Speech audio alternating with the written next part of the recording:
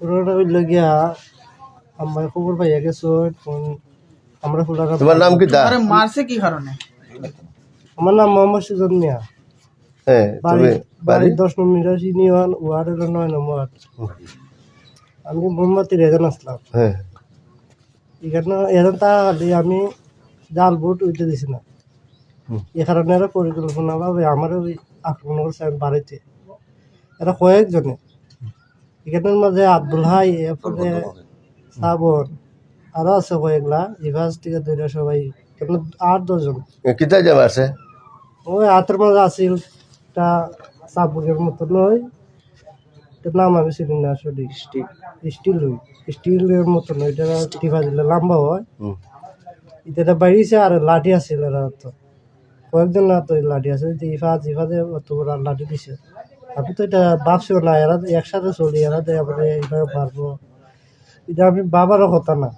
কিন্তু আমার একটাই সমস্যা এরা রয়েছে যে আমি এদের টাকা খালি জাল ভোট দিতে দিছি না, এটাই আমার অপরাধ আছে। এখন এর কিতা বিচার? এখন কইছেন চেয়ারম্যান সাহেবের দেখে নিবা, দেখা যাক তাহলে চেয়ারম্যান সাহেব দেখুক তাহলে আপনার সামনে তো উনি কইছেন দেখে নিবা। এখন তাই নিয়ে দেখে নেবে দেন, তারপরে দেখা যাবে। আপনার এলাকার চেয়ারম্যান তো রমেশ না আমার লাগে না। এখন তাই নিয়ে কইছেন দেখে নিবা, তা কিছু করার নেই। এখন আপনারা যেটা মনে করবেন ভালো হইব, এটাই সঠিক বিচারটা যাতে আমি পাই। আমি কিন্তু গরিব ঘরে ছেলে হই, কিন্তু আমি সুন্নি জামাত করি বিদায় আমি এটার মধ্যে গেছিলাম। আমার 1 নম্বর অপরাধ আছে, আমি জাল ভোট দিতে এরা দিছি না।